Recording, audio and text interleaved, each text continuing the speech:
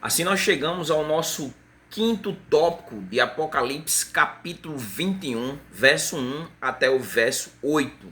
Já fizemos a exposição tópico a tópico, cada versículo teve um título, um tópico, e aqui esse tópico, o quinto tópico, vai ser tudo se fez novo, a partir do verso 5. Eu vou já expor o versículo, né? Vou ler ele primeiramente, e aí a gente vai parte a parte fazendo a exposição do versículo. Em seguida, vamos fazer mais duas aplicações. Com essas aplicações agora, desta feita, 10 aplicações. Cada parte, cada tópico eu fiz duas aplicações. Como esse é o quinto tópico, 10 aplicações, totalizando 10 aplicações, né? Que é o que esse texto tem a ver com sua vida, o que você pode tirar de ensinamento desse texto, refletindo e aplicando a sua vida.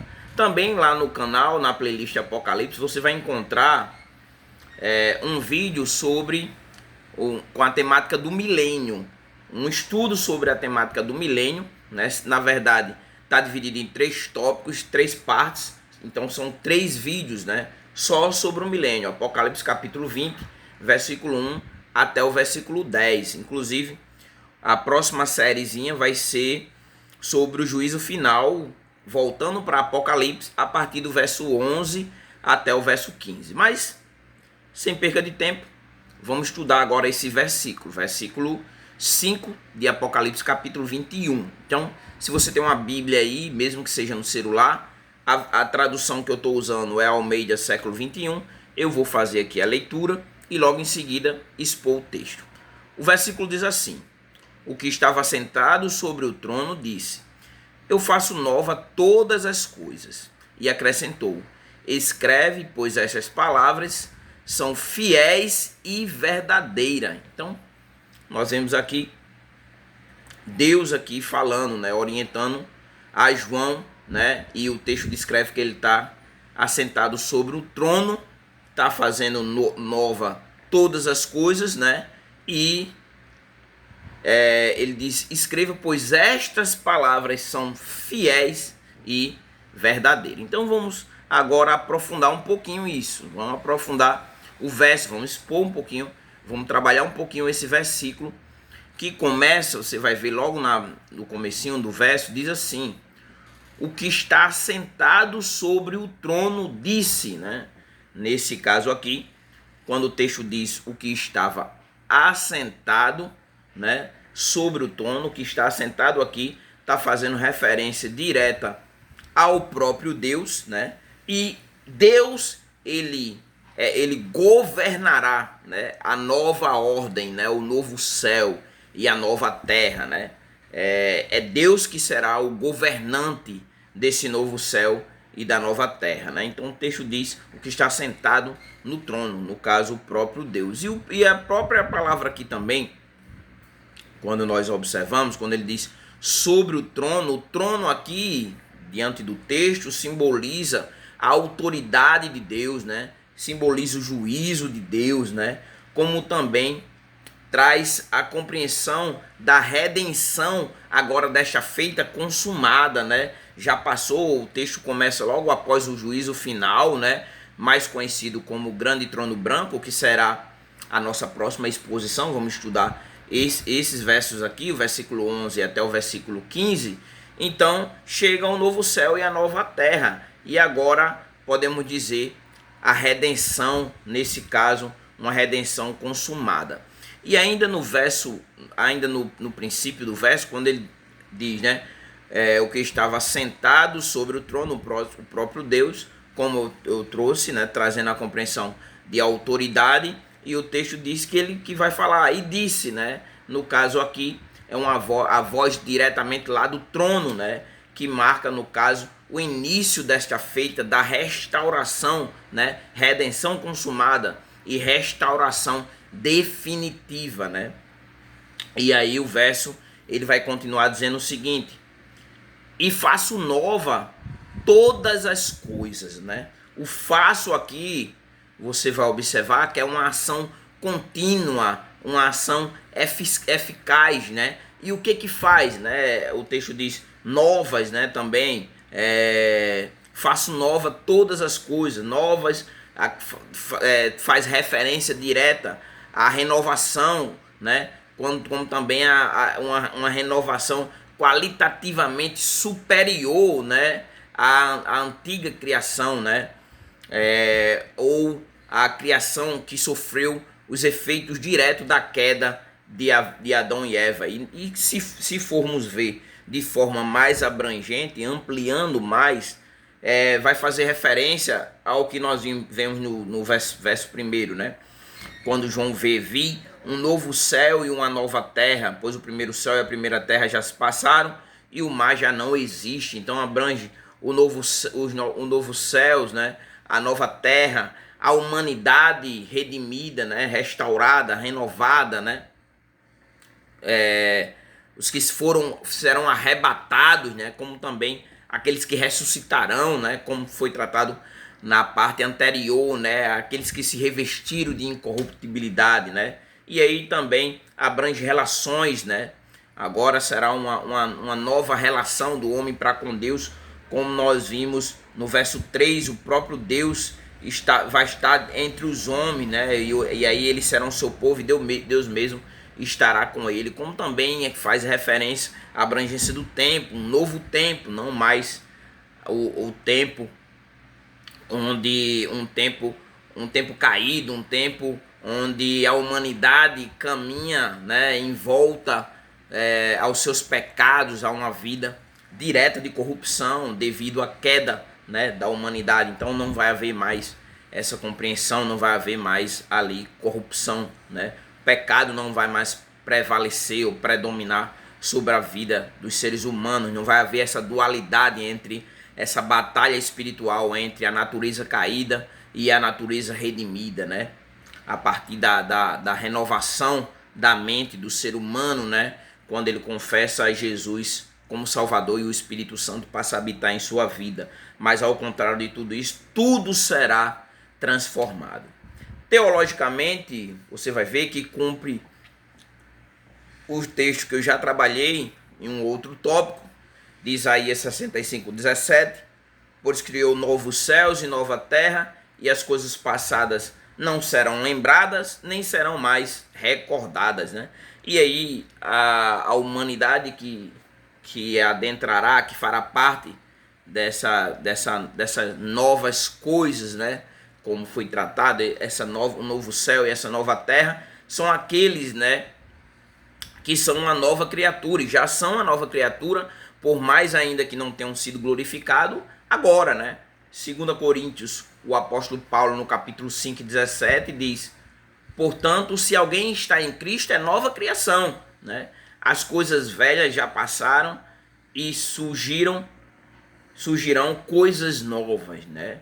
O autor, Deus é o autor, né, nesse caso, da nova criação. Não é uma criação humana, não é a partir do ser humano gerar essa nova criação, mas do próprio Deus, né? E ainda o versículo, ele finaliza da seguinte maneira: e acrescentou, escreve, pois essas palavras são fiéis e verdadeira, né? O texto aqui, quando traz escreve, né, reforça aqui a ideia de autoridade, como também de permanência da revelação, né? Então, para que fosse levado a nós hoje, né, termos acesso, né, posteriormente à revelação dada ali a João, né, os seus ouvintes diretos tiveram acesso, e posteriormente todos os cristãos até nós na atualidade, né? Então traz a ideia, reforça a ideia de tanto de autoridade, porque a palavra vem do trono, né, daquele que está sentado sobre o trono, o próprio Deus. E nesse caso o texto diz que e faço nova todas as coisas, né? Então essa autoridade, que inclusive está no texto quando ele diz que as palavras são fiéis, né, fidedignas, né, e também são verdadeiras, né? Existem muitas falas religiosas, muitos caminhos religiosos, né? Mas que na verdade são caminhos mentirosos, são caminhos infiéis e que não conduzem o homem a Deus, né, ao soberano, ao eterno, né, mas desvia eles do caminho, pois logo o único caminho é Jesus Cristo, como também a única verdade e aquele que leva a vida, né? E aí o texto segue, né, quando também diz, o texto diz, escreve, pois estas palavras são fiéis e verdadeiras, né? Fiéis e verdadeira, aqui traz a compreensão de que essa palavra é digna de confiança e também não contém erro, não é falível como o ser humano sobre o que ele escreve. Muitas vezes o ser humano escreve uma obra hoje e amanhã ele desdiz aquilo que ele escreveu, né? Podemos até observar mudanças de escrita, por exemplo, no próprio Augustinho, no início, e Augustinho mais para frente, quando ele amadurece, né? São textos ali que mostram o desenvolvimento, né, de maturidade. Já alguns textos seculares mostram a contradição. Escreve uma coisa e depois diz o que escreveu. E no caso aqui, né, o registro aqui, a ideia de ser registrado aqui, né, quando ele diz e acrescentou, né, e escreve aqui, né, e o que estava sentado sobre o trono disse, eu faço nova todas as coisas, e acrescentou, escreve, né, a ideia aqui também de registro, né, o registro nesse caso aqui para edificação, né, tanto ali dos contemporâneos de João, como falei, como também até hoje e durante toda a cristandade, nesses 2000 anos de história do cristianismo, como também para consolo, né, já que aqui traz uma esperança, né, uma esperança de um novo céu, de uma nova terra, a esperança de que haverá um tempo em que Deus enxugará dos olhos toda lágrima, né, que não haverá mais morte, nem pranto, nem lamento, nem dor, né, porque as primeiras coisas já passaram, né, como também de testemunho às gerações futuras, que nesse caso se aplica às nossas vidas, como também, se Jesus não voltar, a posteridade, as gerações posteriores. Então é isso, sobre isso que o verso 5 são essas as informações, né? É sobre isso que o texto fala, né? Por isso que o tópico tem como título Tudo se fez novo. Aí agora a gente cabe, diante desse verso aqui, trazer mais duas aplicações, né, para nossas vidas, como esse texto ele dialoga com a minha vida e com a sua vida, né? E a primeira aqui, nossa nona aplicação do estudo como um todo, no entanto, a primeira aplicação do verso 5, né? Essa aplicação vai se aplicar da seguinte maneira, né? É que hoje, né? Hoje, não somente na redenção, mas que o cristão ele experimenta a nova criação agora, que foi o texto que a gente leu, inclusive, do apóstolo Paulo, né? Que traz a ideia de que em Cristo o cristão já é uma nova criação, né? 2 Coríntios 5,17. Portanto, se alguém está em Cristo, é nova criação. As coisas antigas, né, já passaram, a maneira de viver, a compreensão, a cosmovisão, o modo de compreender o mundo já não é mais da mesma forma, né? Por quê? Porque eis que surgiram coisas novas, uma nova compreensão, né? Um novo modo de enxergar, de entender, né, o mundo, né, a partir do evangelho, a partir da palavra de Deus, a partir do que as escrituras traz como descrevendo o que é o ser humano e qual é o objetivo do ser humano aqui na terra e o que se dará no futuro, né, na eternidade.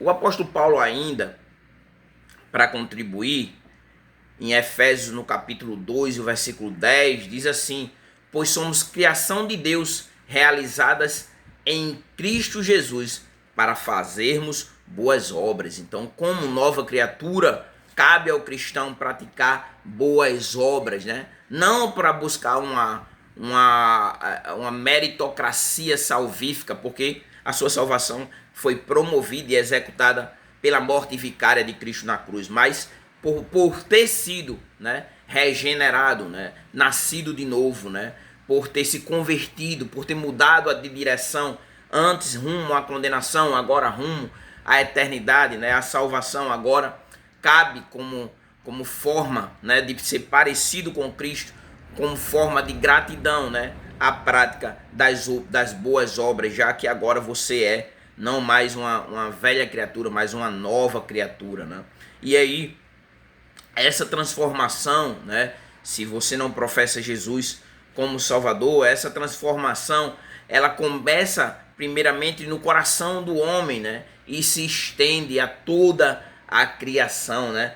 O profeta Ezequiel, ele traz muito bem isso quando ele diz no capítulo 36 e versículo 26: dai-vos-ei um coração novo e porei dentro de vós um espírito novo, né? Uma mudança, né, existencial do ser humano, né?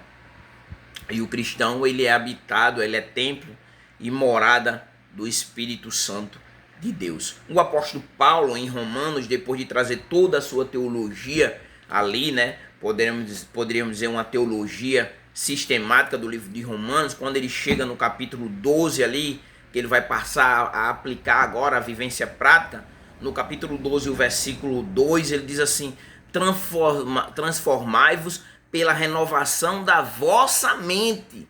Sua mente foi renovada, agora requer um comportamento diferente, uma maneira diferente de viver.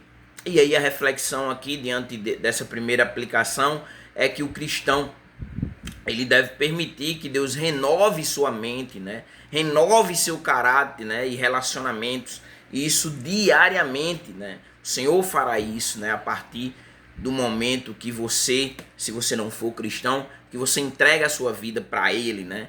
Você pode não compreender de fora, mas quando você, né, se arrepende dos seus pecados e o Espírito Santo te convence do pecado, da justiça e do juízo, acontece uma nova maneira de ver, né? Uma nova maneira de olhar o mundo, uma nova maneira de enxergar a sua conduta, né? Porque a sua mente, ela vai ter sido renovada, né? Você terá um novo caráter. E o cristão, se for cristão, ele deve buscar isso no seu progresso de santidade cotidianamente, ou como trouxe aqui, na aplicação diariamente.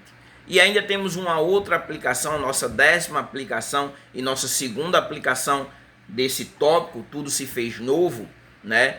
Que é que o cristão deve encontrar consolo, como também em edificação na promessa eterna, como o texto diz aqui: eu faço nova todas as coisas, haverá um novo céu e uma nova terra, né?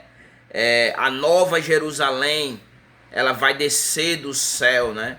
Enfeitada como uma noiva preparada para o seu noivo. O próprio Deus habitará entre os homens, não haverá mais dor nem sofrimento, porque o Senhor fez nova todas as coisas. Então fará nova todas as coisas. Então, diante disso, devemos nos consolar com uma promessa de eternidade. Não é com a promessa de que vai mudar o presidente, ou que você vai ter um outro emprego, ou que você vai prosperar, ou que você vai ficar rico. Não, é que tudo passará, que existirá uma eternidade, da qual você pode escolher essa eternidade com Deus ou sem Deus, né? E aí, diante disso, uma consequência é que o registro da nova criação visa edificar, né, a sua vida, visa o consolo. Essa promessa traz edificação, deve produzir em sua vida edificação, como também consolo, como também fortalecer sua vida na fé, né? Romanos capítulo 15, versículo 4 diz: pois tudo o que foi escrito no passado foi escrito para nos ensinar, para que nós possamos aprender, de forma que por meio da perseverança, né, continuidade, do bom ânimo procedente das escrituras, mantenhamos a nossa esperança, né? Veja aí. E Paulo ainda, em 1 Tessalonicenses, né, no verso 18, só que no verso anterior, deixa eu só abrir a minha Bíblia aqui, quero ler a partir dos versos, quero ler dos versos anteriores. Então o verso 16 diz assim: porque ouvi da voz do arcanjo ressoar e ressoada a trombeta de Deus, o próprio Senhor descerá do céu com grande brado, e os que morreram em Cristo ressuscitarão primeiro. Depois nós, os que estivermos vivos, seremos arrebatados com eles nas nuvens ao encontro do Senhor nos ares. E assim estaremos para sempre com o Senhor. E aí vem o verso 18. Portanto, consolai-vos uns aos outros com essas palavras ou com essa promessa, né? E aí a outra consequência é que a eternidade com Deus, como consequência direta do nosso tópico, do nosso 10º tópico, né? Que nós devemos encontrar consolo e edificação na promessa eterna, é que a eternidade com Deus é o destino, não para todos, não é um universalismo, todo mundo vai ser salvo depois que morre, né? Até mesmo porque não seria justo diante de Deus aqueles que permaneceram como inimigos de Deus, mesmo depois de Jesus ter morrido por seus pecados, se viraram as costas para Deus e não quiseram abraçar, né, aceitar os méritos de Cristo em sua vida, a morte vicária de Cristo. Não seria justo que também tivesse uma eternidade com Deus. Então, a eternidade com Deus é o destino, sim, mas dos salvos, daqueles que esperam na promessa, que confiam na promessa, né, que foram consolados, edificados, né, com a promessa da eternidade, né? Jesus faz essa promessa no Evangelho de João, o 4º Evangelho, no capítulo 14, versos 2 e 3, quando ele diz: na casa de meu pai, Jesus falando, há muitos aposentos ou muitas moradas, né? Vou lhes preparar lugar para que vocês estejam onde eu estiver. Então Jesus vai voltar, como nós vimos no texto de 1 Tessalonicenses capítulo 4, versículo 16 ao 18, né? Porque ele fez essa promessa. O apóstolo Paulo só enfatiza a promessa que foi feita pelo próprio Cristo, né? Lembrando ali aos Tessalonicenses.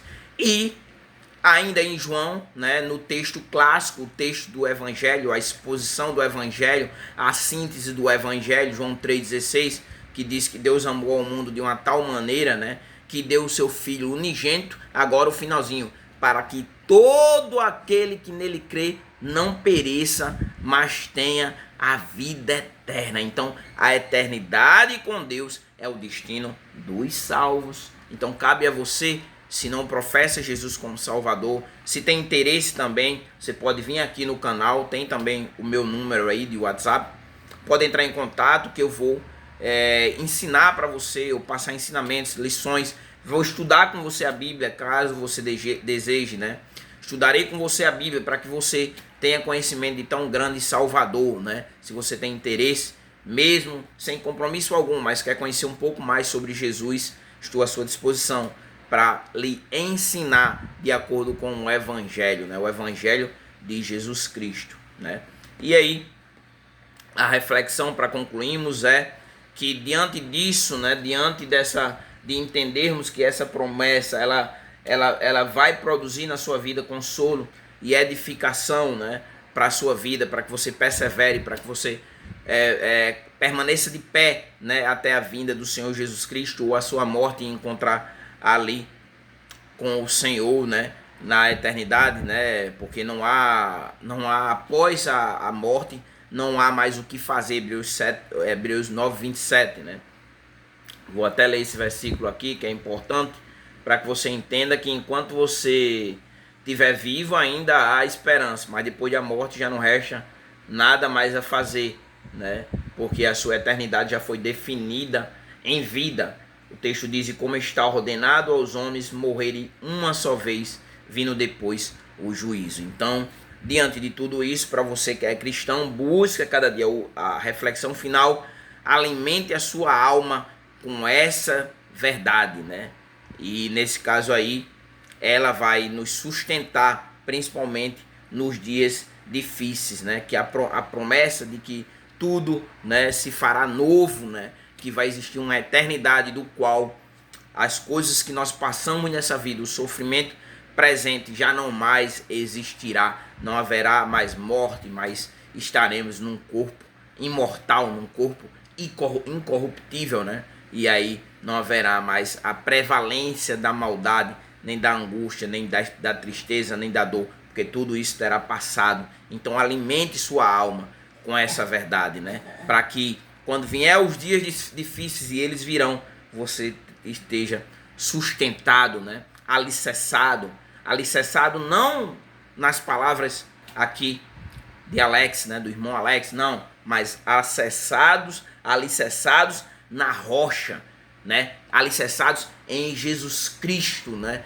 Alicerçado naquele que é autor e consumador da nossa fé, não eu, mas Jesus Cristo, o nosso Senhor.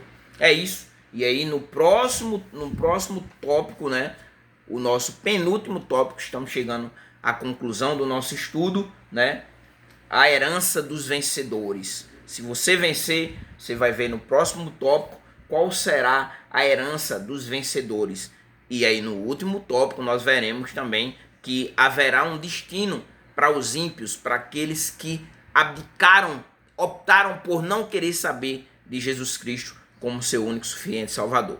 Se você não é inscrito no canal, se inscreva no canal, deixa o teu like, deixa o teu comentário, compartilhe esse vídeo, aciona o sininho para que você possa ter acesso aos vídeos assim que eles forem postados. Como também deixa aí nos comentários também o que você gostaria de aprender, não somente sobre a Bíblia, mas sobre qualquer religião, já que eu sou professor de ensino religioso, né, formado em ciências da religião. Então, se você tem interesse em saber sobre algum termo, algum assunto voltado para alguma outra religião que não o cristianismo, também deixa aí o teu comentário que a gente vai produzir um conteúdo trazendo aí o esclarecimento de uma forma simples e didática, que é o nosso objetivo aqui no canal. É isso e até a continuação.